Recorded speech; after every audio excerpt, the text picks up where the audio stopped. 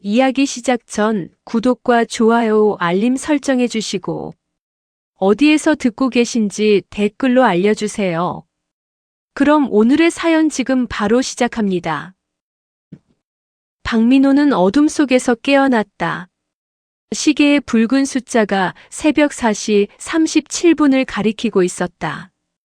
또 그 꿈이었다. 5살 아들 준이가 웃으며 달려오는 꿈.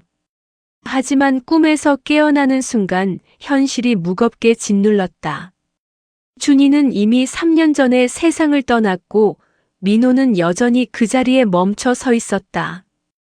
침대에서 일어나 거실로 나온 민호는 창가에 놓인 소주병을 집어들었다.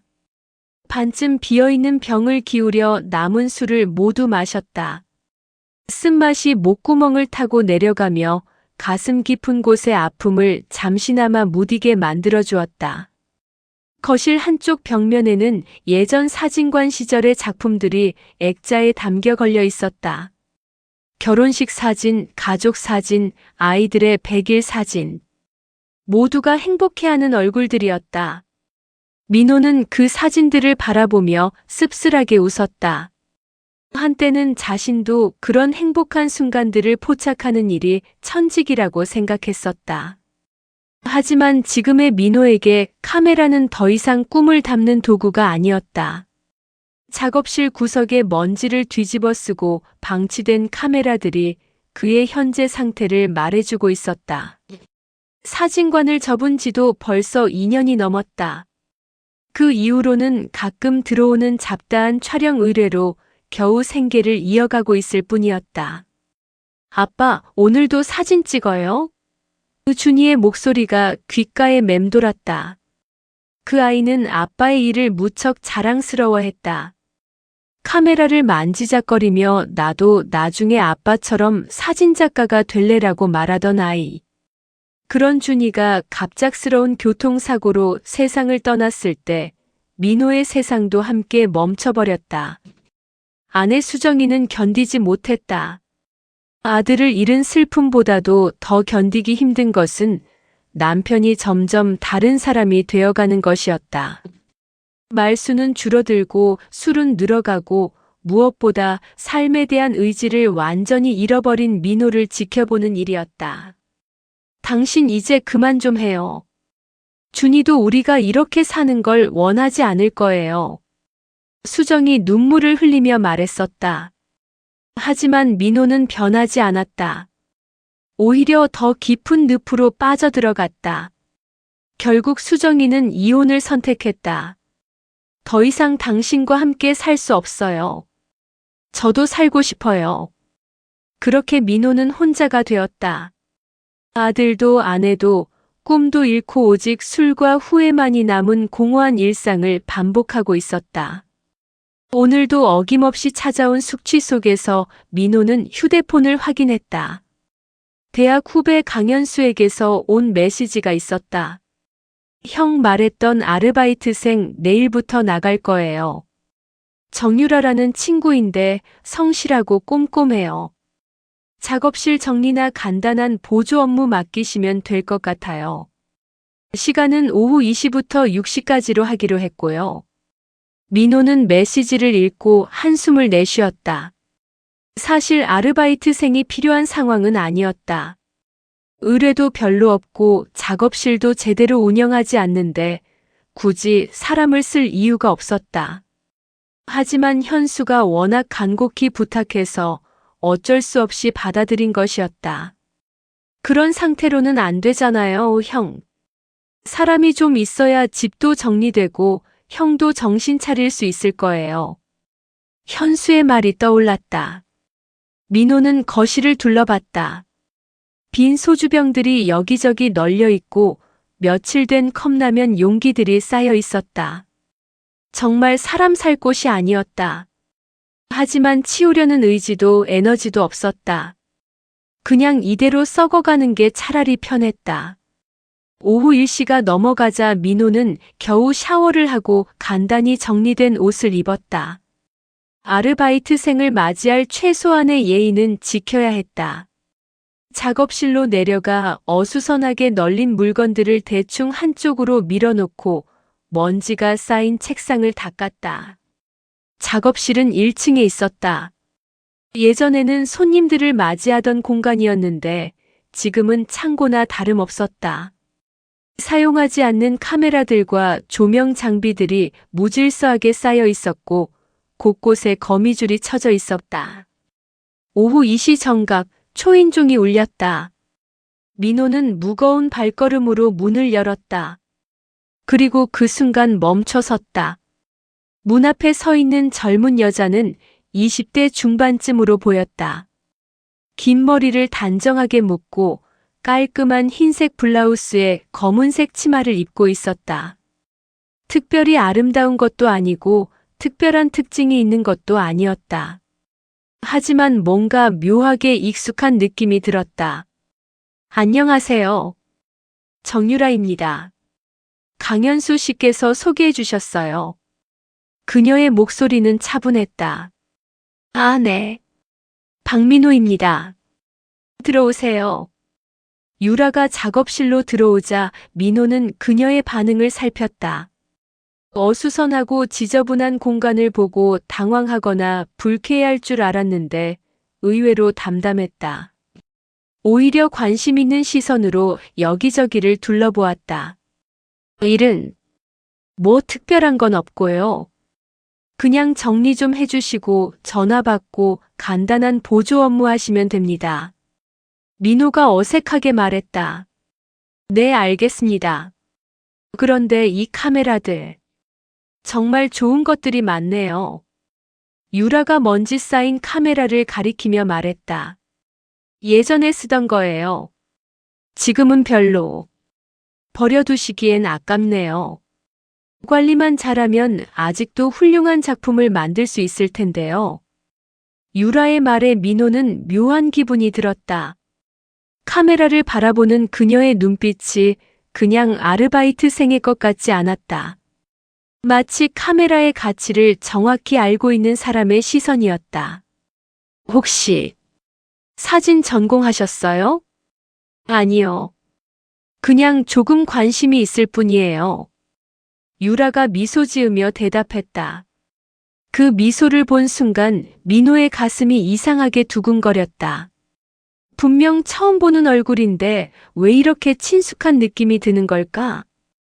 그리고 그 미소는 어디서 본 듯한 기분이 들었다. 그럼 일단 오늘은 간단하게 정리부터 시작하시면 될 것 같아요. 무리하지 마시고 궁금한 거 있으면 언제든지 물어보세요. 네, 알겠습니다. 유라는 곧바로 일을 시작했다. 체계적이고 꼼꼼하게 물건들을 분류하고 정리해 나갔다. 민호는 그 모습을 보면서 이상한 느낌에 사로잡혔다. 그녀의 손놀림과 정리하는 방식이 어딘가 익숙했다. 마치 이 공간을 원래 알고 있었던 사람처럼. 시간이 흘러 오후 6시가 되자 유라가 말했다. 오늘은 이만 가볼게요. 내일 또 오겠습니다. 수고하셨어요. 유라가 나간 후 민고호는 작업실을 둘러봤다. 단 몇 시간 만에 공간이 완전히 달라져 있었다. 먼지투성이던 카메라들은 깨끗하게 닦여져 있었고 어수선하던 책상도 깔끔하게 정리되어 있었다. 그런데 더 놀라운 것은 유라가 정리한 방식이었다. 카메라들을 브랜드별, 기능별로 정확하게 분류해 놓았고 필름과 배터리들도 사용 빈도 순으로 배치해 놓았다. 이는 오랜 경험이 없으면 불가능한 일이었다. 민호는 책상 위에 놓인 작은 메모를 발견했다. 유라의 글씨로 내일은 렌즈 청소를 해드릴게요. 좋은 밤 되세요라고 적혀 있었다. 그 순간 민호의 마음속에서 오래전 기억 하나가 떠올랐다. 준이가 자신의 카메라를 만지작거리며 아빠, 이거 어떻게 쓰는 거예요? 라고 묻던 모습. 그리고 자신이 이렇게 하는 거야 라고 가르쳐 주던 순간들. 왜 갑자기 그런 기억이 떠올랐을까? 유라와 준이 사이에 무슨 연관이 있다는 말인가? 민호는 고개를 저었다. 말이 안 되는 생각이었다. 그저 오랜만에 누군가가 이 공간에 생기를 불어넣어줘서 옛 기억이 되살아난 것일 뿐이다. 하지만 그날 밤 민호는 오랜만에 술을 마시지 않았다. 대신 작업실에서 유라가 정리해놓은 카메라 하나를 들고 오랫동안 바라봤다. 손에 잡힌 카메라가 예전보다 따뜻하게 느껴지는 것은 왜일까? 기시감. 다음 날 오후 유라는 약속 시간보다 10분 일찍 도착했다. 손에는 작은 봉지를 들고 있었다. 안녕하세요. 어제 말씀드린 렌즈 청소용품을 가져왔어요. 유라가 환하게 웃으며 말했다. 민호는 그 웃음을 보며 또다시 묘한 기분에 사로잡혔다. 분명 어제 처음 본 사람인데 왜 이렇게 자연스럽게 느껴지는 걸까? 그거 비쌀 텐데 괜찮았어요? 괜찮아요. 좋은 장비들을 그냥 방치해두기엔 아까워서요. 유라가 봉지에서 전문적인 렌즈 청소 도구들을 꺼내며 말했다. 민호는 놀랐다. 그녀가 가져온 것들은 일반인이 쉽게 구할 수 있는 물건들이 아니었다. 전문가용 렌즈 청소액, 극세사 클리닝 티슈, 정전기 방지 브러쉬까지. 이런 것들을 어떻게 알고 준비해온 것일까? 혹시 정말 사진 쪽 일 안 해보셨어요? 이런 도구들을 일반인이 알기는 어려운데 인터넷에서 찾아봤어요. 요즘은 뭐든 찾을 수 있잖아요. 유라가 자연스럽게 대답했다. 하지만 민호는 완전히 납득되지 않았다. 유라가 렌즈를 다루는 손놀림이 너무나 능숙했기 때문이다. 조심스럽게 렌즈를 분리하고 적절한 압력으로 청소하고 다시 조립하는 모든 과정이 마치 수년간의 경험이 있는 사람처럼 자연스러웠다. 이 렌즈 정말 좋은 거네요. 85f1.4 렌즈잖아요. 인물 촬영할 때 환상적인 보케를 만들어주는 렌즈예요. 유라가 렌즈를 들고 감탄하며 말했다. 민호의 눈이 커졌다.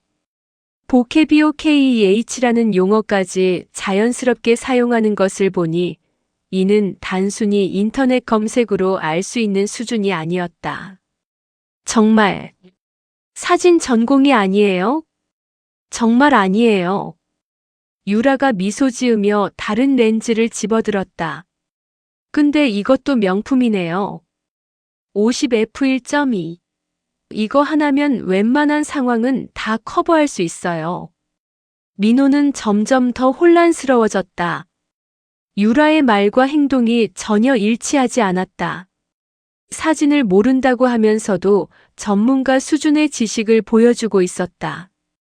그런데 이 카메라는 왜 따로 놓아두셨어요? 유라가 작업실 한 구석에 홀로 놓여있는 낡은 디지털 카메라를 가리키며 물었다. 민호의 얼굴이 순간 굳어졌다. 그 카메라는 준이와 마지막으로 함께 사진을 찍었던 카메라였다. 사고 나기 전날 공원에서 준이가 비둘기들과 놀고 있는 모습을 담았던 그 카메라. 그 이후로는 한 번도 만져보지 않았었다. 그건 그냥 오래된 거예요. 민호가 어색하게 대답했다. 유라는 카메라를 조심스럽게 들어 올렸다.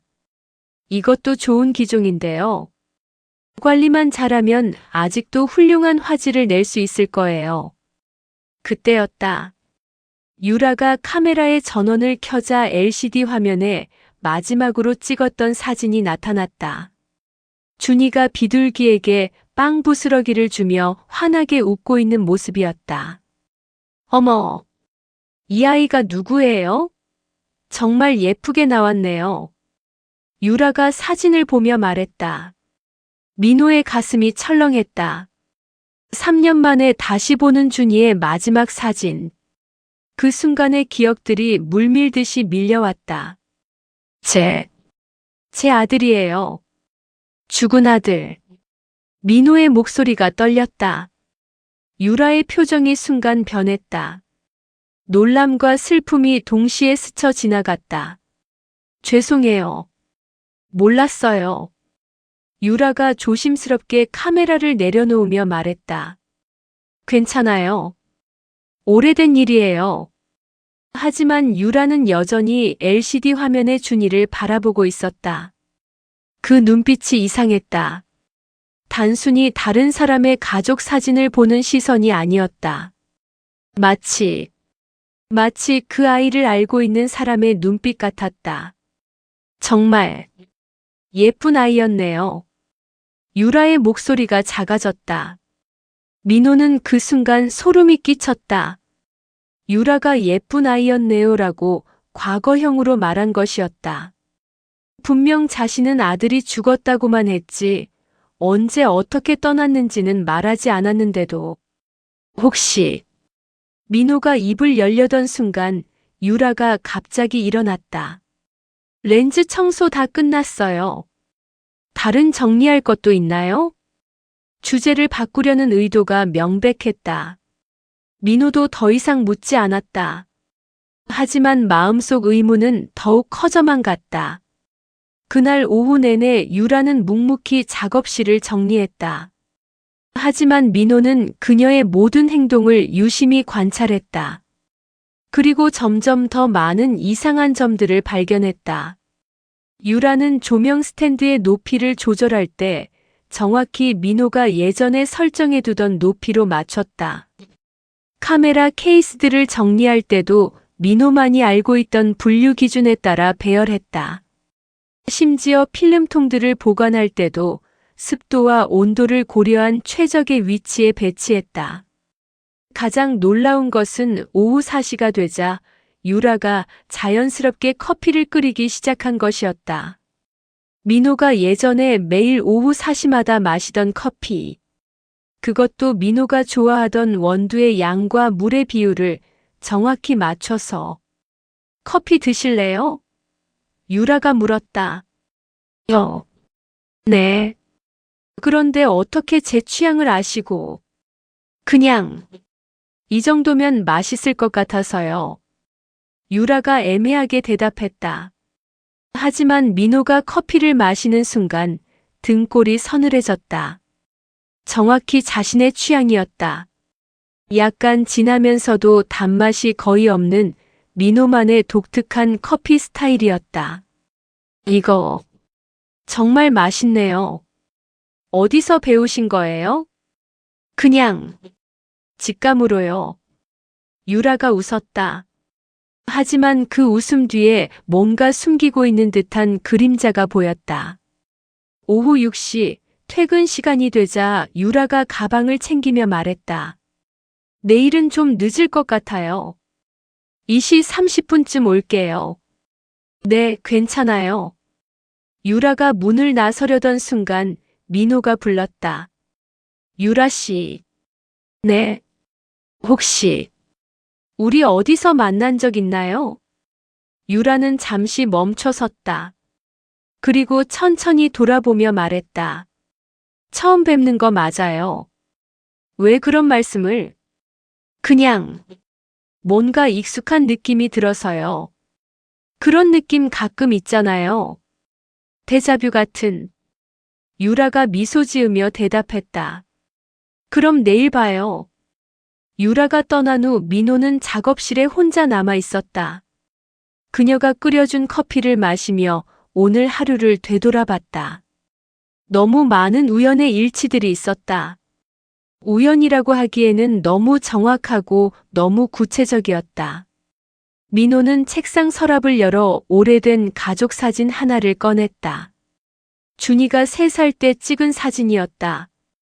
그 옆에는 당시 아르바이트로 와서 도와주던 사진과 학생이 함께 서 있었다. 그 학생의 이름은 유진이었나? 아니면 유미였나? 기억이 흐릿했다. 하지만 분명한 것은 그 학생도 오늘의 유라처럼 유독 준이를 예뻐했다는 것이었다. 그리고 카메라를 다루는 솜씨도 뛰어났다. 설마. 민호는 고개를 저었다. 말이 안 되는 생각이었다. 그 학생은 분명 다른 사람이었고 지금의 유라와는 전혀 다른 외모를 가지고 있었다. 하지만 그날 밤 민호는 또다시 술을 마시지 않았다. 대신 오랫동안 그 가족 사진을 바라보며 생각에 잠겼다. 유라의 정체가 무엇이든 그녀가 이 집에 가져다 준 변화는 분명했다. 3년간 멈춰있던 시간이 조금씩 다시 움직이기 시작한 것 같았다. 하지만 동시에 불안감도 밀려왔다. 이 모든 것이 단순한 우연일까? 아니면 뭔가 다른 의도가 있는 것일까? 민호는 내일 유라와 좀 더 진솔한 대화를 나눠봐야겠다고 생각했다. 사흘째 되는 날, 민호는 일찍 작업실에 내려가 유라를 기다렸다. 어젯밤 거의 잠을 이루지 못했다. 유라에 대한 의문들이 머릿속을 맴돌면서 잠을 방해했다. 이제는 확실히 알아내야 했다. 오후 2시 30분 유라가 도착했다. 오늘도 여전히 단정한 차림이었지만 민호의 눈에는 모든 것이 의심스럽게 보였다. 안녕하세요. 오늘은 무얼 도와드릴까요? 유라가 환하게 웃으며 말했다. 유라 씨, 잠깐 앉아서 이야기 좀 할 수 있을까요? 민호가 진지한 표정으로 말했다. 유라의 표정이 미묘하게 변했다. 무슨 일이세요? 솔직히 말씀드릴게요. 유라 씨가 뭔가 숨기고 계시는 게 있는 것 같아요. 무슨 말씀이세요? 또 유라가 당황한 듯 물었지만 그 당황도 연기처럼 느껴졌다. 카메라 지식, 렌즈 청소 솜씨, 제 취향을 정확히 아는 것, 그리고 민호가 잠시 망설이다가 말을 이었다. 준이 사진을 보셨을 때 반응이요. 유라가 조용해졌다. 잠시 침묵이 흘렀다. 정말 처음 뵙는 거 맞아요? 민호가 다시 물었다. 네, 처음이에요. 유라가 작은 목소리로 대답했다. 하지만 그 목소리에 확신이 없었다. 민호는 책상 서랍에서 오래된 사진첩을 꺼냈다. 그리고 한 장의 사진을 유라 앞에 내밀었다. 5년 전 준이가 3살 때 찍은 가족 사진이었다. 그 옆에는 당시 아르바이트생이 서 있었다. 이 사진 속 사람, 혹시 아세요? 유라가 사진을 보는 순간 얼굴이 하얗게 변했다. 손이 미세하게 떨리는 것이 보였다. 모르겠어요. 유라가 고개를 저었지만 그 반응 자체가 이미 답이었다. 이 사람은 5년 전에 제 작업실에서 아르바이트를 했던 대학생이에요. 이름은 정유진이었어요. 민호가 천천히 말했다. 유라의 얼굴이 더욱 창백해졌다. 당시에도 카메라를 정말 잘 다뤘죠. 그리고 준이를 무척 예뻐했어요. 마치 자신의 동생을 보듯이. 저는 정말 모르겠어요. 유라가 일어서려 했다. 앉아 계세요. 민호의 목소리가 단호해졌다. 유진 씨. 아니, 유라 씨. 아니면 진짜 이름이 뭔가요? 유라가 멈춰섰다. 그리고 천천히 의자에 다시 앉았다. 왜 다시 오신 건가요? 민호가 떨리는 목소리로 물었다. 긴 침묵이 흘렀다. 유라는 고개를 숙인 채 아무 말도 하지 않았다. 준이가 죽은 건 3년 전이에요. 교통사고였어요. 민호가 말을 이어갔다. 그때 유진 씨는 이미 대학을 졸업하고 취업해서 연락이 끊어진 상태였어요. 장례식에도 오지 않았고. 죄송해요. 유라가 작은 목소리로 중얼거렸다. 뭐가 죄송하다는 거예요? 모르는 사람의 일인데. 저는 유라가 고개를 들었다. 눈가에 눈물이 맺혀 있었다. 정말 죄송해요. 그 순간 민호는 확신했다. 눈앞에 유라가 5년 전의 유진이 맞다는 것을. 하지만 외모가 완전히 달랐다. 성형수술을 했나? 아니면 다른 이유가 있나? 왜 이름을 바꾸셨어요? 왜 얼굴을? 그리고 왜 다시 오신 거예요? 유라가 눈물을 닦으며 말했다. 그냥 예전이 그리워서요. 예전이 그립다고 해서 신분을 위장하고 거짓말을 하면서까지 올 일은 아니잖아요. 위장이 아니에요. 유라가 갑자기 목소리를 높였다. 저는 진짜 정유라예요. 본명이에요. 그럼 5년 전엔 왜 유진이라고 했나요? 그건 유라가 말을 멈췄다. 민호는 혼란스러웠다. 뭔가 더 복잡한 사연이 있는 것 같았다. 현수한테 들었어요. 유라 씨가 사정이 있어서 아르바이트가 급하게 필요하다고. 혹시 그 사정이 저와 관련된 건가요? 아니에요. 그럼 뭐예요? 왜 하필 제 작업실에? 서울에 아르바이트 자리가 얼마나 많은데? 유라가 한참 동안 고민하다가 입을 열었다. 준이가 꿈에 나왔어요. 민호의 심장이 뛰기 시작했다. 3년 전 사고 소식을 들었을 때부터 계속 꿈에 나왔어요. 처음엔 가끔이었는데 점점 자주 나오기 시작했어요. 무슨 꿈이요? 준이가 아빠를 걱정하고 있어요. 혼자 술만 마시고 아무것도 안 하고 있다고. 그래서 도와달라고 부탁했어요. 민호는 소름이 끼쳤다. 하지만 동시에 화도 났다. 그런 말 함부로 하지 마세요. 죽은 아이를 핑계로 대서. 핑계가 아니에요. 유라가 눈물을 흘리며 말했다. 정말이에요. 준이가 계속 아빠 걱정한다고 했어요. 증명할 수 있어요? 그게 정말 준이라는 걸. 유라가 가방에서 작은 봉투를 꺼냈다. 그 안에는 작은 사진 한 장이 들어 있었다. 이거 준이가 꿈에서 보여준 장소예요. 가보라고 했어요. 민호가 사진을 받아보는 순간 얼굴이 굳어졌다. 그곳은 준이와 마지막으로 함께 갔던 공원이었다. 그것도 정확히 준이가 비둘기들과 놀던 그 벤치 근처였다. 이 사진 언제 찍은 거예요? 일주일 전에요. 꿈에서 본 데로 가서 찍었어요. 사진을 자세히 보니 벤치 위에 작은 무언가가 놓여 있었다. 민호는 사진을 확대해서 보려 했지만 잘 보이지 않았다. 벤치 위에 뭔가 있네요. 모르겠어요. 그냥 꿈에서 본 대로 찍었을 뿐이에요. 민호는 마음이 복잡해졌다. 유라의 이야기를 믿어야 할까? 아니면 정교한 거짓말일까?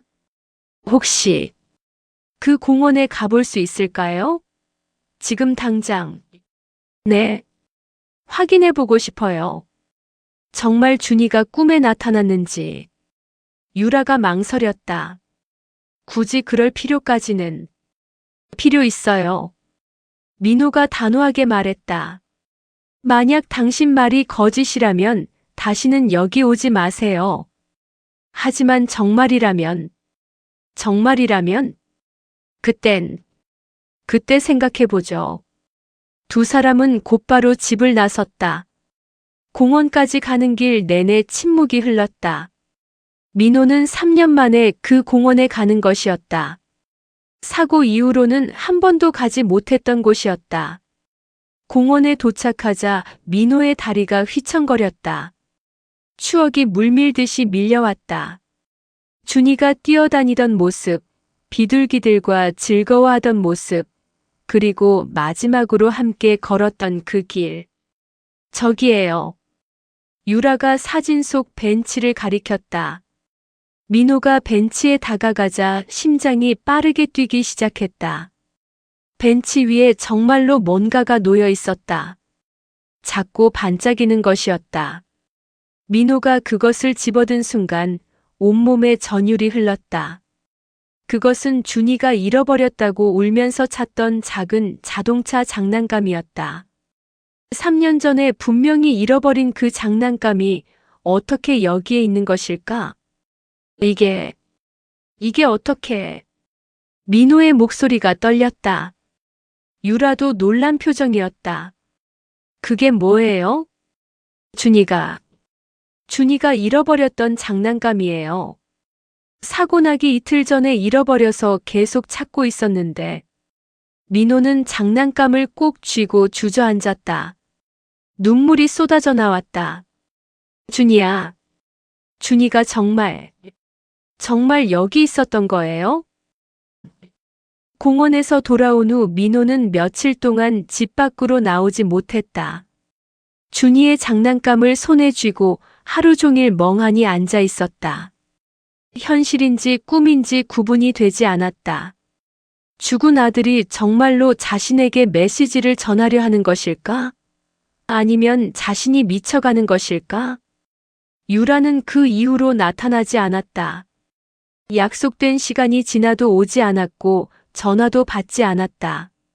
민호는 그녀의 연락처조차 제대로 받지 못했다는 것을 깨달았다. 사흘째 되는 날 현수가 찾아왔다. 형, 왜 이래? 유라가 갑자기 아르바이트 그만둔다고 연락이 왔는데, 현수가 어수선한 거실을 보며 걱정스럽게 물었다. 그만뒀다고? 응. 개인적인 사정이 생겼다고 하던데. 형이 뭐 잘못한 거 아니야? 민호는 대답할 수 없었다. 무엇부터 설명해야 할지 알 수 없었다. 유라에 대해서 내가 알고 있는 게 있어? 민고우가 조심스럽게 물었다. 별로 없어. 지인의 지인으로 소개받은 거라서. 그런데 왜? 그 사람, 혹시 5년 전에 우리 작업실에서 아르바이트 했던 정유진이라는 학생 아니야? 현수가 눈을 크게 뜨며 고개를 저었다. 말도 안 돼. 유진이는 전혀 다른 사람이야. 키도 다르고 얼굴도 완전히 달라. 하지만, 형, 설마 그런 말도 안 되는 생각하고 있는 거 아니지? 유진이는 3년 전에 이민 갔어. 캐나다로. 민호는 충격을 받았다. 이민을 갔다고? 응. 가족 전체가 이민 간다고 해서 작별 인사도 받았어. 그리고 유라는 완전히 다른 사람이야. 나이도 유진이보다 어리고. 민호의 머릿속이 더욱 혼란스러워졌다. 그럼 유라는 정말 다른 사람인가? 하지만 그럼 어떻게 그 모든 것을 설명할 수 있을까? 현수가 떠난 후 민호는 혼자 생각에 잠겼다. 며칠 동안 유라에 대해 생각하며 내린 모든 결론들이 흔들리기 시작했다. 그때 문 밖에서 소리가 들렸다. 누군가 조심스럽게 문을 두드리고 있었다. 민호 씨? 저, 유라예요. 민호는 급히 문을 열었다. 유라가 초췌한 모습으로 서 있었다. 며칠 동안 잠을 제대로 자지 못한 듯 눈가에 다크서클이 짙었다. 들어오세요. 거실에 앉은 유라는 한참 동안 말문을 열지 못했다. 현수한테 들었어요. 아르바이트 그만둔다고 했다면서요? 네. 죄송해요. 갑자기 일을 만들어서. 왜요? 그날 일 때문인가요? 유라가 고개를 끄덕였다. 무서워졌어요. 제가 뭔가 잘못된 일에 휘말린 것 같아서. 잘못된 일이라뇨? 죽은 사람과 대화한다는 게 정상적인 일이 아니잖아요. 혹시 제가 정신적으로 문제가 있는 건 아닐까 싶어서. 민호는 유라의 마음을 이해할 수 있었다. 자신도 똑같은 생각을 하고 있었으니까. 그런데 어젯밤에 또 꿈을 꿨어요. 유라가 떨리는 목소리로 말했다. 또, 준이가 아빠가 많이 슬퍼하고 있다고 했어요. 그리고 제가 도망치면 안 된다고 했어요. 민호의 가슴이 뛰기 시작했다. 이번에는 뭔가를 보여줬어요. 유라가 가방에서 작은 종이를 꺼냈다. 이 주소로 가보라고 했어요. 민호가 종이를 받아보니 익숙한 주소였다. 예전에 살던 집 주소였다. 준이가 태어나고 자란 곳. 이혼 후 수정이가 가져간 그 집. 여기. 제가 예전에 살던 집이에요. 그럼 정말 준이가. 유라의 목소리가 흥분으로 떨렸다. 하지만 이상해요. 지금은 제 전 부인이 살고 있는 곳인데 왜 그곳으로 가라고 했을까요? 모르겠어요. 그냥 꿈에서 본 대로 전달해 드리는 것뿐이에요. 민호는 고민에 빠졌다. 수정이와는 이혼 후 연락을 끊은 상태였다. 갑자기 찾아간다면 어떤 반응을 보일지 알 수 없었다. 혹시 함께 가실 수 있어요? 민호가 조심스럽게 물었다. 저요? 굳이 제가 갈 필요는. 혼자 가기가 좀. 그리고 준이가 당신에게 말한 거니까 뭔가 이유가 있을 것 같아서요. 유라가 망설이다가 고개를 끄덕였다. 오후 늦게 두 사람은 예전 집으로 향했다. 가는 길에 민호는 과거를 회상했다. 행복했던 시절, 준이가 뛰어다니던 거실, 가족이 함께 저녁을 먹던 식탁. 모든 것이 그리웠다. 집 앞에 도착했을 때 민호는 놀랐다. 현관문 앞에 작은 화분이 놓여 있었는데 그 안에 준이가 좋아했던 해바라기가 피어 있었다. 수정이가 해바라기를 심었네요. 민호가 중얼거렸다. 해바라기요? 준이가 제일 좋아했던 꽃이에요. 하지만 수정이는 해바라기를 별로 좋아하지 않았는데 민호가 초인종을 눌렀다. 잠시 후 수정이가 문을 열었다. 민호를 보는 순간 놀란 표정을 지었다. 민호 씨? 왜 갑자기? 안녕. 갑자기 와서 미안해. 잠깐 이야기할 수 있을까? 수정이의 시선이 유라에게 향했다. 이분은? 지인이야. 함께 와도 될까? 수정이가 망설이다가 문을 열어주었다. 집안은 예전과 많이 달라져 있었다. 가구들이 바뀌었고 벽지도 새로 발랐다. 하지만 준이 방만은 그대로 보존되어 있었다. 준이 방을 그대로 두었네. 민호가 감탄하며 말했다. 못 치우겠더라고요. 그의 물건들을 보고 있으면 아직 살아있는 것 같아서. 민호와 수정이가 대화하는 동안 유라는 조용히 준이 방을 들여다봤다. 그리고 갑자기 말했다. 침대 밑에 뭔가 있어요. 네. 수정이가 놀라며 물었다. 유라가 침대 밑을 가리켰다. 거기에 숨겨둔 게 있는 것 같아요. 수정이가 의아해하며 침대 밑을 살펴봤다. 구석에 작은 상자가 숨겨져 있었다. 이게 뭐지? 처음 보는 상자인데. 수정이가 상자를 꺼내며 말했다. 상자를 열어보니 안에는 준이가 그린 그림들과 작은 편지들이 들어있었다. 그 중에서도 가장 위에 있던 편지에는 엄마 아빠에게라고 적혀 있었다. 수정이가 편지를 읽는 순간 눈물이 터져 나왔다. 엄마 아빠 준이가 천국에서 편지를 써요. 엄마 아빠가 싸우지 않았으면 좋겠어요. 준이는 엄마 아빠 둘 다 사랑해요.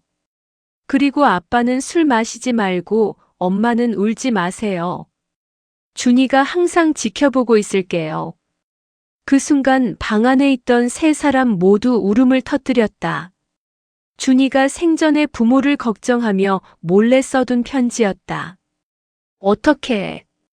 어떻게 이걸 찾았어요? 수정이가 유라에게 물었다. 유라는 대답할 수 없었다. 자신도 어떻게 알았는지 설명할 수 없었다.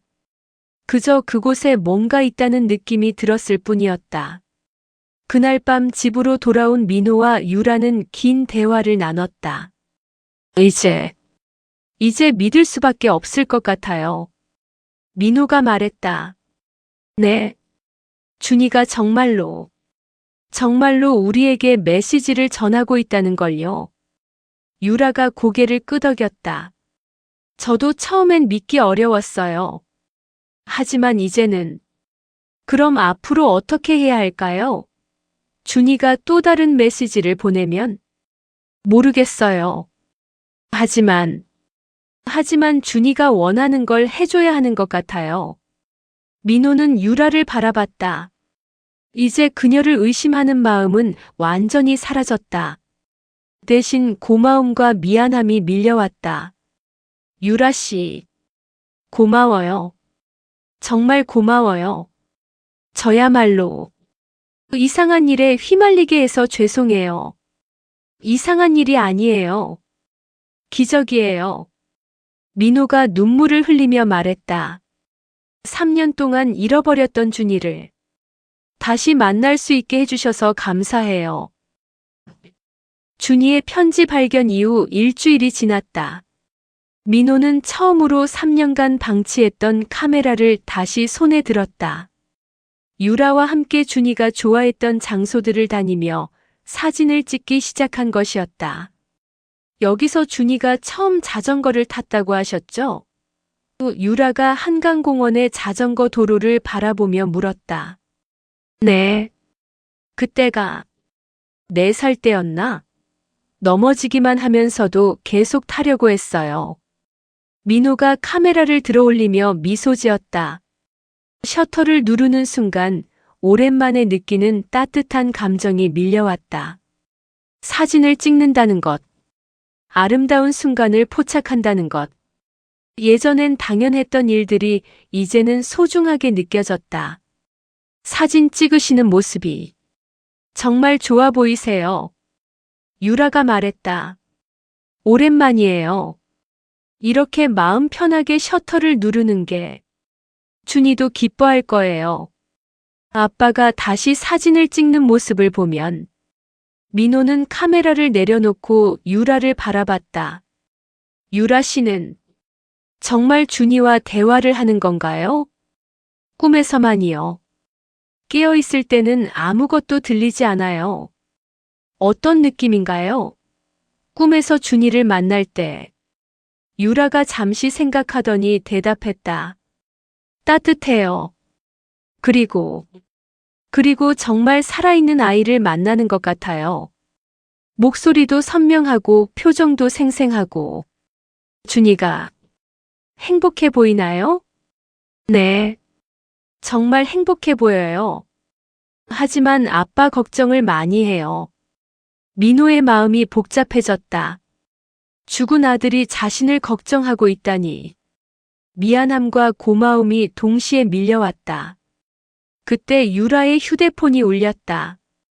전화를 받은 유라의 얼굴이 급격히 어두워졌다. 네, 알겠습니다. 지금 갈게요. 무슨 일이에요? 집에 급한 일이 생겼어요. 먼저 가봐야 할 것 같아요. 그럼 함께 가요. 아니에요. 괜찮아요. 유라가 서둘러 가방을 챙기며 말했다. 내일 다시 연락드릴게요. 유라가 급히 떠난 후 민호는 혼자 남았다. 뭔가 심각한 일이 생긴 것 같았지만 더 묻기는 어려웠다. 아직 그녀에 대해 아는 것이 너무 적었다. 이틀이 지나도 유라에게서 연락이 오지 않았다. 민호는 불안해지기 시작했다. 혹시 또 도망간 것은 아닐까? 아니면 정말로 심각한 일이 생긴 것은 아닐까? 셋째 날 저녁 현수가 찾아왔다. 표정이 심각했다. 형, 유라에 대해 알아봤어. 뭘 알아봤다는 거야? 유라의 실제 신상을 좀 조사해봤어. 그런데 좀 이상한 점이 있어. 현수가 가져온 서류들을 펼쳐 보였다. 정유라 26세. 부모님은 작년에 교통사고로 돌아가셨고 현재 혼자 살고 있어. 그런데 이상한 건 병원 기록이야. 병원 기록? 3년 전부터 정신과 치료를 받고 있어. 진단명이 환각 증상을 동반한 우울증이야. 민호의 얼굴이 굳어졌다. 그리고 최근에 입원 기록도 있어. 일주일 전에 응급실로 실려갔다가 며칠 전에 퇴원한 것 같아. 입원? 왜? 자세한 건 모르겠지만 자해 시도였던 것 같아. 민호는 충격을 받았다. 유라가 그런 상황에 있었다니. 형, 혹시 유라가 이상한 말 하지 않았어? 죽은 사람이 보인다거나 환청이 들린다거나. 민호는 대답할 수 없었다. 준이 이야기를 현수에게 말할 수는 없었다. 아무것도 이상한 말 안 했어. 그럼 다행이지만 그래도 조심해야 할 것 같아. 정신적으로 불안정한 상태인 것 같거든. 현수가 떠난 후 민호는 깊은 고민에 빠졌다. 유라의 꿈 이야기가 정말 환각이었을까? 하지만 준이의 장난감, 숨겨진 편지. 이런 것들을 어떻게 설명할 수 있을까? 그 순간 전화벨이 울렸다. 유라였다. 민호 씨. 죄송해요. 갑자기 연락 못 드려서. 괜찮아요. 무슨 일 있었어요? 그게 직접 만나서 얘기할 수 있을까요? 말로 설명하기가. 지금 어디 계세요? 병원이에요. 병원 1층 로비에 있어요. 민호는 급히 병원으로 향했다. 로비에서 유라를 발견했을 때 깜짝 놀랐다. 며칠 사이에 많이 야위었고 손목에는 붕대가 감겨 있었다. 유라 씨, 손목이 괜찮아요. 별거 아니에요. 유라가 손목을 숨기며 말했다. 무슨 일이에요? 정말 무슨 일이 있었던 거예요? 유라가 한참을 망설이다가 입을 열었다. 사실, 저한테는 준이 말고 다른 사람도 보여요. 다른 사람? 제 부모님이요. 작년에 돌아가신. 민호의 심장이 뛰기 시작했다. 처음에는 준이만 보였어요. 하지만 점점 다른 사람들도 보이기 시작했어요. 부모님 그리고 모르는 사람들까지. 그래서 병원에 견딜 수가 없었어요. 밤에 잠도 못 자고 계속 누군가의 목소리가 들리고. 의사 선생님은 스트레스와 우울증 때문이라고 하시는데 민호는 유라를 바라봤다. 그녀가 겪고 있는 고통이 얼마나 클지 상상할 수 있었다. 하지만 준이는 다른 사람들과 달라요. 유라가 계속 말했다. 어떻게 다른데요? 다른 사람들은 무섭고 혼란스러운데 준이만은 따뜻하고 평화로워요. 그리고 정말 살아있는 것 같아요. 의사 선생님께는 뭐라고 하셨어요? 말하지 못했어요. 환각이라고 하실 텐데. 하지만 저는 알아요. 준이는 환각이 아니에요. 민호는 복잡한 심정이었다. 유라가 정신적으로 불안정한 상태라는 것을 알면서도 동시에 그녀의 말을 믿고 싶었다. 유라 씨, 치료받으세요. 약물 치료든 상담 치료든 건강이 가장 중요해요. 하지만 치료받으면 준이도 안 보일까봐 무서워요. 준이는 당신이 건강해지길 바랄 거예요. 유라의 눈에 눈물이 맺혔다. 그리고 저도 함께 도와드릴게요. 혼자서 감당하려고 하지 마세요. 정말 도와주실 거예요? 네. 우리가 함께 이겨낼 수 있을 거예요. 그날 밤 민호는 유라를 자신의 집에 데려왔다. 병원에서 혼자 지내기에는 너무 위험해 보였다. 소파에서 주무세요. 제가 거실에서 잘 테니까. 괜찮아요. 제가 소파에서. 안 돼요. 환자가 바닥에서 자면 되겠어요? 유라가 민호의 침대에서 잠든 후 민호는 거실에서 많은 생각을 했다. 유라가 정신적으로 어려운 상황에 있다는 것을 알았지만 동시에 그녀를 통해 준이와 연결되어 있다는 느낌도 포기할 수 없었다. 새벽 3시경 침실에서 유라의 작은 목소리가 들렸다. 준이야, 아빠가 많이 걱정하고 있어. 괜찮다고 말해줘. 민호는 문틈으로 들여다봤다. 유라가 잠꼬대를 하고 있었다. 네, 알겠어.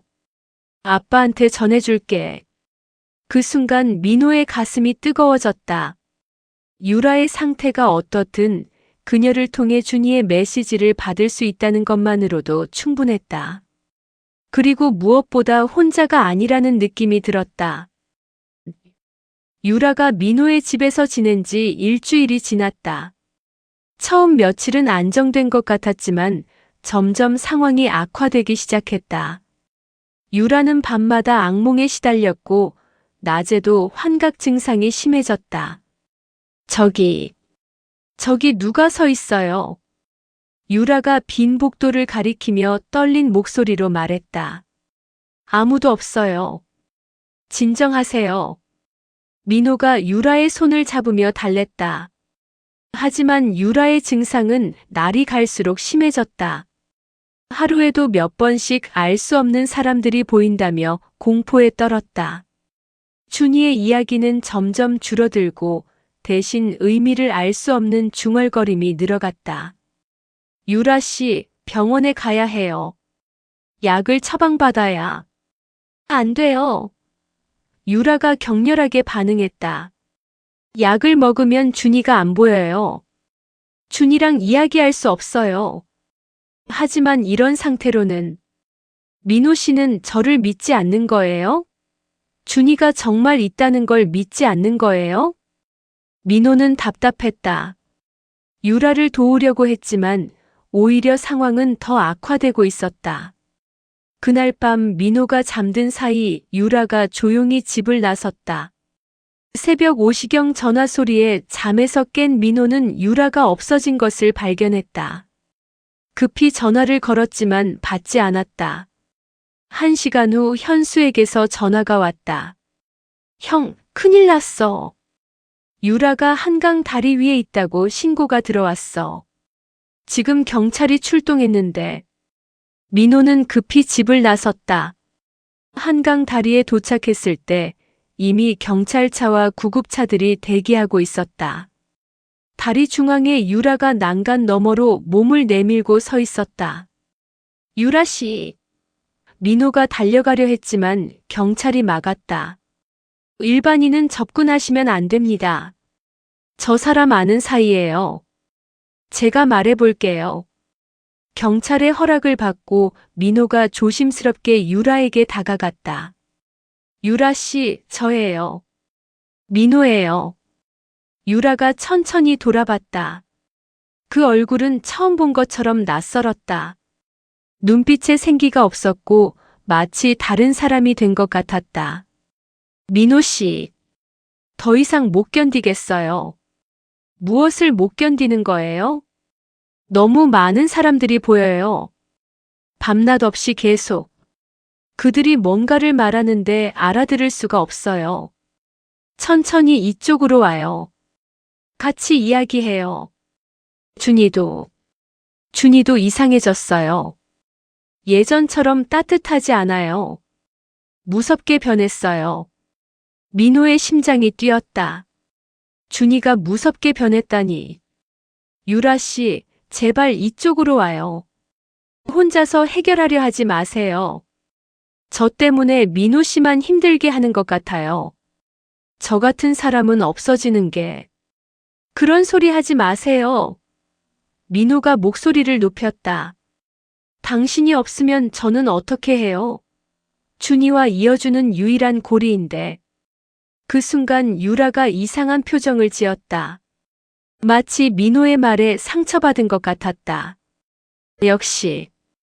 역시 저는 그냥 도구일 뿐이에요. 준이와 이어주는. 아니에요. 그런 뜻이 아니에요. 하지만 유라는 더 이상 듣지 않았다.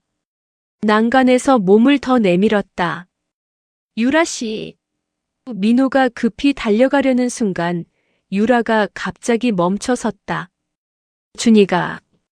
준이가 뭔가 말해요. 뭐라고 해요? 유라의 눈빛이 조금씩 맑아지기 시작했다. 마치 다른 누군가가 그녀를 통해 말하는 것 같았다. 아빠 울지 마세요. 민호의 눈에 눈물이 터져 나왔다. 유라의 목소리였지만 그 억양과 말투는 분명 준이었다. 준이야? 정말 준이야? 네, 아빠. 준이에요. 유라 누나가 아파서 준이가 와서 도와주고 있어요. 준이야. 아빠가 유라 누나를 도와주고 싶은데 어떻게 하면 될까? 유라 누나는 너무 무서워해요. 다른 사람들이 자꾸 무서운 말을 하니까. 하지만 아빠가 함께 있으면 무섭지 않을 거예요. 유라가 천천히 난간에서 물러났다. 그리고 민호 쪽으로 걸어왔다. 아빠, 유라 누나를 혼자 두지 마세요. 유라 누나는 좋은 사람이에요. 민호가 유라를 꼭 안았다. 고마워, 준이야. 고마워. 구급차에서 유라가 응급처치를 받는 동안 민호는 깊은 생각에 잠겼다. 오늘 일어난 일을 어떻게 설명해야 할까? 유라의 정신 상태가 심각하다는 것은 분명했다. 하지만 동시에 그 순간 정말로 준이가 그녀를 통해 말한 것 같았다. 민호 씨. 유라가 의식을 되찾으며 말했다. 네, 괜찮아요. 여기 있어요. 기억이 잘 안 나요. 제가 무슨 일을 한 거죠? 민호는 유라에게 무슨 말을 해야 할지 몰랐다. 병원에서 정밀 검사를 받은 결과 유라는 심각한 정신적 스트레스 상태였다. 의사는 즉시 입원 치료를 권했다. 환자분이 현실 인식에 심각한 장애를 보이고 있습니다. 약물 치료와 정신과 상담이 필요한 상태입니다. 얼마나 걸릴까요? 개인차가 있지만 최소 몇 주는 걸릴 것 같습니다. 그리고 의사가 잠시 망설이더니 말했다. 보호자분도 상담을 받아보시는 게 좋겠습니다. 환자분과 너무 밀접한 관계를 유지하신 것 같은데 이것이 치료에 도움이 되지 않을 수도 있습니다. 민호는 충격을 받았다. 자신이 유라의 회복에 도움이 되지 않는다니. 당분간은 면회도 제한하는 게 좋겠습니다. 환자분이 현실과 환상을 구분할 수 있을 때까지는요. 그날 밤 민호는 혼자 집에 돌아왔다. 3년 만에 다시 완전히 혼자가 되었다. 유라가 사용하던 침실을 바라보며 지난 몇 주간의 일들이 모두 꿈이었나 싶었다. 하지만 책상 위에 놓인 준이의 장난감이 모든 것이 현실이었음을 증명하고 있었다. 민호는 장난감을 손에 들고 중얼거렸다. 준이야, 아빠가 뭘 잘못한 걸까? 유라 누나를 제대로 도와주지 못해서 미안해. 그 순간 방 안에 이상한 기운이 흘렀다.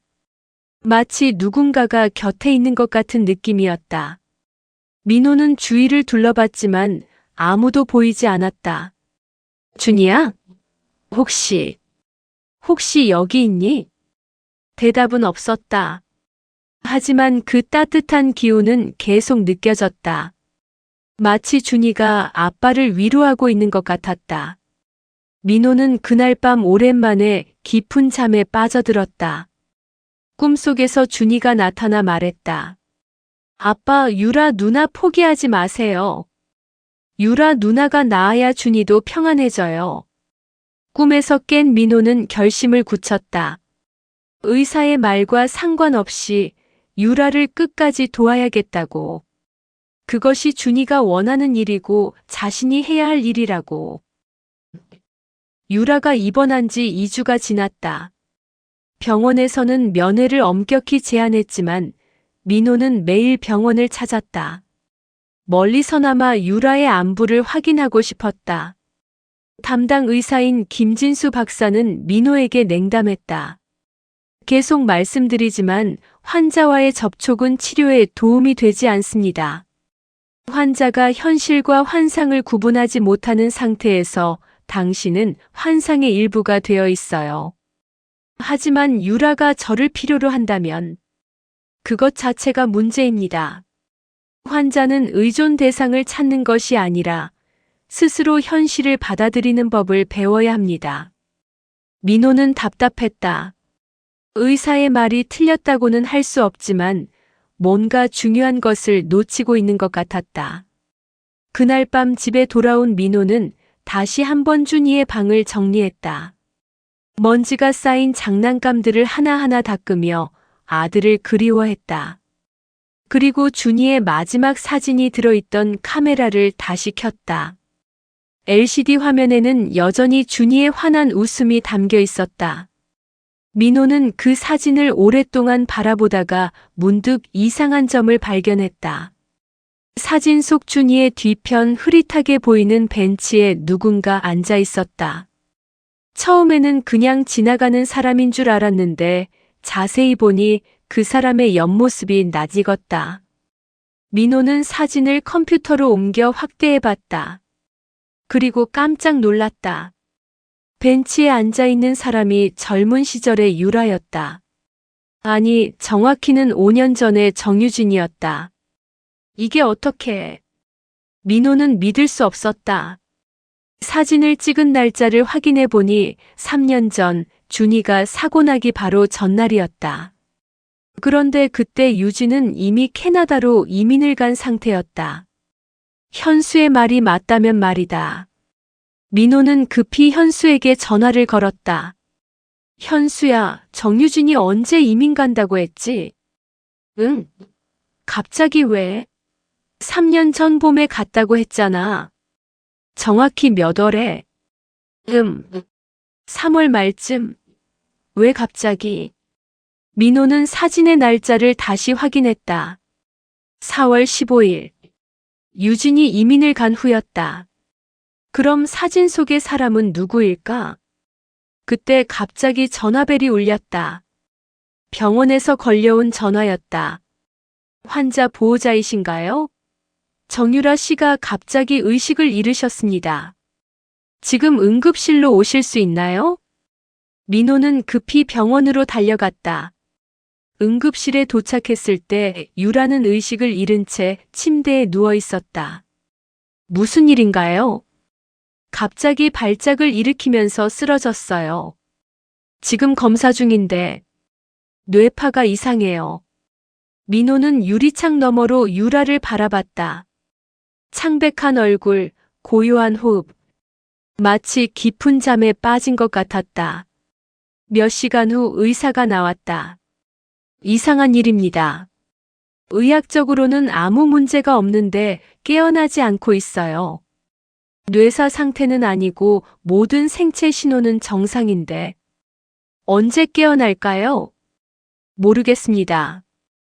이런 경우는 처음 봐서. 그날 밤 민호는 병실에서 유라를 지켰다. 의사들도 포기했는지 더 이상 면회를 제한하지 않았다. 유라 씨, 일어나세요. 제가 여기 있어요.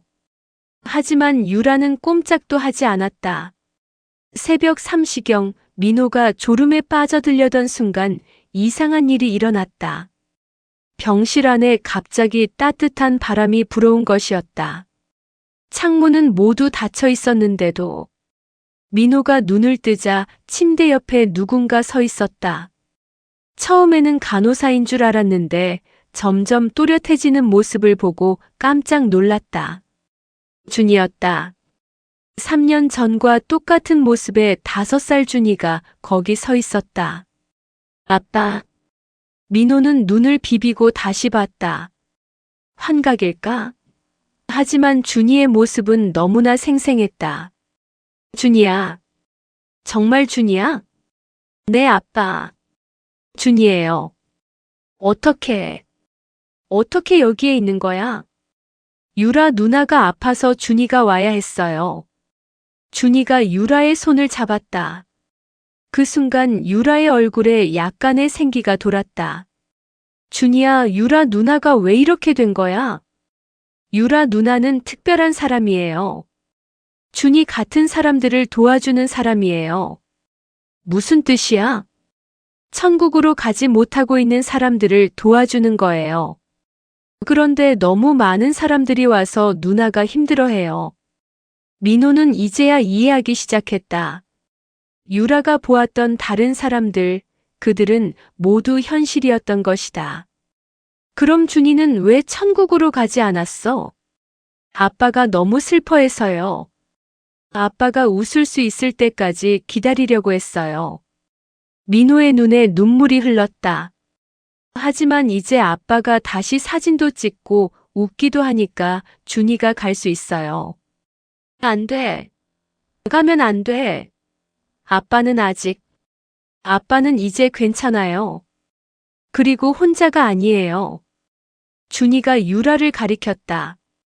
유라 누나가 아빠와 함께 있어 줄 거예요. 누나도 혼자여서 외로웠거든요. 그때 유라가 천천히 눈을 떴다. 그리고 놀란 듯 주위를 둘러봤다. 준이? 누나 깨어났네요. 유라가 민호를 보더니 미소를 지었다. 오랜만에 보는 평화로운 미소였다. 민호 씨, 꿈을 꿨어요. 준이와 함께 있는 꿈을. 저도 준이를 봤어요. 준이가 두 사람을 번갈아 보며 말했다. 아빠, 유라 누나, 이제 준이는 가야 해요. 준이야, 슬퍼하지 마세요. 준이는 언제나 아빠 마음속에 있을 거예요. 그리고 준이가 유라의 손을 민호의 손 위에 올려놓았다. 서로 잘 돌봐주세요. 둘 다 혼자이면 외로우니까. 갑자기 병실안이 환하게 빛났다. 그 빛 속에서 준이의 모습이 점점 흐려지기 시작했다. 아빠 사랑해요. 유라 누나도 사랑해요. 준이야. 준이. 하지만 준이는 이미 빛 속으로 사라지고 있었다. 마지막 순간 준이가 손을 흔들며 말했다. 행복하세요. 빛이 사라지고 병실은 다시 고요해졌다. 민호와 유라는 서로를 바라보며 눈물을 흘렸다. 정말 갔나요? 유라가 작은 목소리로 물었다. 민호는 고개를 끄덕였다. 네. 이제 평안해졌을 거예요. 두 사람은 한동안 말없이 앉아 있었다. 슬픔과 안도감이 동시에 밀려왔다. 준이는 떠났지만 더 이상 혼자가 아니었다. 유라 씨. 네. 우리 이제 어떻게 해야 할까요? 유라가 민호의 손을 꼭 잡았다. 함께 살아가요. 준이가 원했던 대로. 6개월 후. 민호의 사진관에는 다시 생기가 돌아왔다. 벽에는 새로 찍은 작품들이 걸려 있었고 작업실에는 정리된 카메라들이 반짝반짝 빛나고 있었다. 무엇보다 오랜만에 손님들의 웃음소리가 들렸다. 이쪽을 보세요. 하나, 둘, 셋. 민호가 셔터를 누르며 말했다. 가족 사진을 찍으러 온 손님들이 환하게 웃었다. 민호의 얼굴에도 진심 어린 미소가 떠올랐다. 다시 행복한 순간을 포착하는 기쁨을 느낄 수 있었다. 정말 좋은 사진이 나올 것 같아요. 손님이 만족스러워하며 말했다. 촬영이 끝난 후 민호는 유라에게 다가갔다. 유라는 작업실 한편에서 앨범을 정리하고 있었다. 어때요? 많이 좋아졌죠? 민호가 물었다. 네, 정말 많이요. 예전보다 훨씬 자연스럽고 따뜻해졌어요. 유라가 미소 지으며 대답했다. 유라의 얼굴은 6개월 전과 완전히 달라져 있었다. 창백하고 불안해 보이던 모습은 사라지고 대신 건강하고 평온한 표정이 자리 잡았다. 정신과 치료를 꾸준히 받으면서 많이 안정되었다. 오늘 저녁에 수정 씨가 오기로 했죠? 유라가 물었다. 네. 오랜만에 함께 저녁 먹기로 했어요. 민고호와 수정이의 관계도 많이 변했다. 준이가 떠난 후 두 사람은 서로의 아픔을 인정하고 용서할 수 있게 되었다. 다시 부부가 되지는 않았지만 좋은 친구이자 준이의 부모로서 소중한 관계를 유지하고 있었다. 오후 6시 수정이 사진관에 도착했다. 예전보다 밝아 보였다. 안녕하세요, 유라 씨. 오늘도 고생 많으셨어요. 아니에요. 즐겁게 일했어요. 세 사람은 함께 근처 식당으로 향했다. 준이가 좋아했던 파스타 전문점이었다. 요즘 어때? 많이 바빠진 것 같던데. 수정이 민호에게 물었다. 응, 손님들이 많이 늘었어. 유라 씨가 온 후로 모든 게 좋아졌어. 그건 민호 씨가 다시 열정을 찾으셨기 때문이에요. 유라가 겸손하게 말했다. 식사를 하며 세 사람은 준이에 대한 이야기를 나눴다. 이제는 슬픔보다는 그리움과 따뜻한 추억이 더 많았다. 준이가 정말 좋아할 것 같아요. 아빠가 다시 사진 찍는 모습을. 수정이 말했다. 네. 분명히 하늘에서 지켜보고 계실 거예요. 유라가 대답했다. 유라는 준이가 떠난 후로 더 이상 죽은 사람들을 보지 않았다. 의사는 스트레스가 줄어들면서 환각 증상이 사라진 것이라고 설명했지만 유라는 다른 이유가 있다는 것을 알고 있었다. 준이가 떠나면서 그 능력도 함께 가져간 것 같았다. 사실 말하고 싶은 게 있어요. 민호가 조심스럽게 입을 열었다. 두 여자가 민호를 바라봤다. 유라 씨와 함께 살고 싶어요. 정식으로. 수정이가 놀란 표정을 지었다가 이내 미소를 지었다. 정말이요? 프로포즈인가요? 아직 프로포즈는 아니고 그냥 마음을 말씀드리는 거예요. 유라의 얼굴이 빨갛게 달아올랐다. 저는 천천히 생각해 보세요. 급하지 않아요. 다만 제 마음을 알아주셨으면 해서요. 수정이가 손뼉을 치며 말했다. 정말 좋은 일이에요. 준이도 기뻐할 거예요. 그날 밤 사진관으로 돌아온 민호와 유라는 작업실에서 정리를 하며 대화를 나눴다. 정말 저와 함께 살고 싶으신 거예요? 유라가 조심스럽게 물었다. 네. 이유는 많아요. 어떤 이유들이요? 민호가 유라의 손을 잡았다. 먼저는 감사해서요. 유라 씨가 아니었다면 저는 아직도 술에 찌들어 살고 있었을 거예요. 그리고 준이 때문이기도 해요. 준이가 우리에게 서로를 돌봐달라고 했잖아요. 네. 하지만 가장 큰 이유는 민호가 잠시 망설이다가 말했다. 사랑하기 때문이에요. 유라의 눈에 눈물이 맺혔다. 저도 민호 씨를 사랑해요. 하지만 무서워요. 뭐가 무섭죠? 제가 정말 정상적인 사람인지, 다시 이상한 일이 생기지 않을지, 민호 씨를 힘들게 하지 않을지. 민호가 유라를 꼭 안았다. 괜찮아요. 무슨 일이 생겨도 함께 이겨낼 수 있어요. 그리고 유라 씨는 충분히 정상적이고 훌륭한 사람이에요. 정말이요? 네. 제가 보장해요.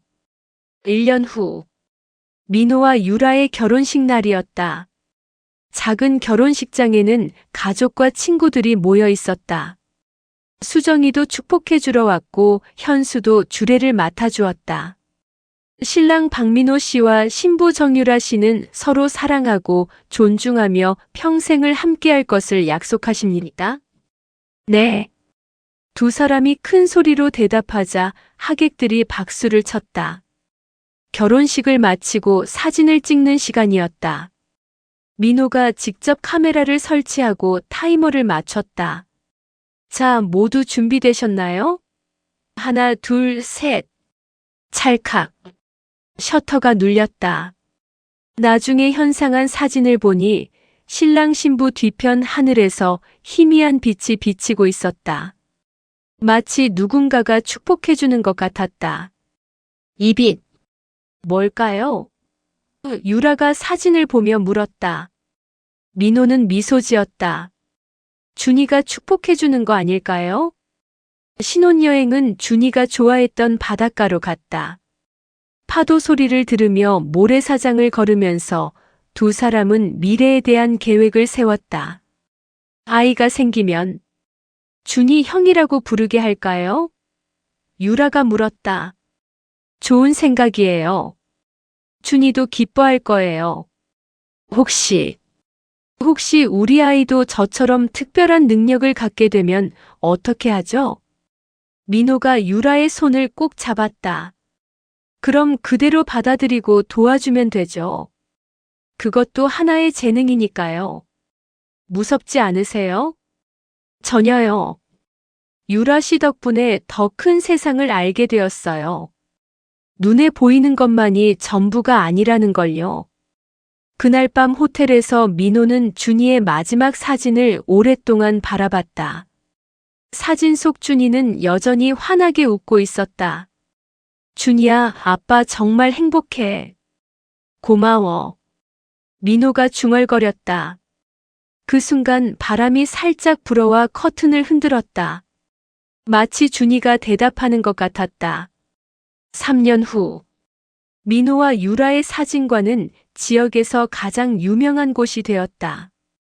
특히 가족 사진으로 소문이 났다. 민호가 찍는 사진에는 특별한 따뜻함이 담겨 있었다. 그리고 그들에게는 건강한 딸이 태어났다. 이름은 준이. 준이의 준자와 희망의 희자를 썼다. 준이야, 준이 형아한테 인사해. 유라가 아이를 안고 준이의 사진 앞에 섰다. 아이는 사진을 보며 방긋 웃었다. 마치 사진 속 준이를 알아보는 것 같았다. 형아도 준이를 사랑하신대. 민호가 아이의 머리를 쓰다듬며 말했다. 저녁이 되어 가족이 함께 식사하는 시간이었다. 평범하지만 소중한 일상이었다. 오늘 촬영 어땠어요? 유라가 물었다.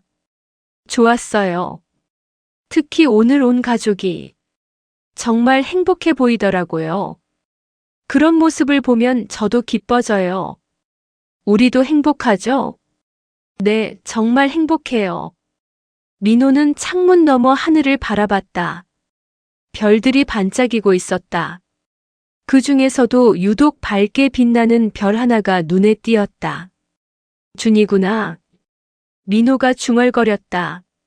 네. 유라가 물었다. 아무것도 아니에요.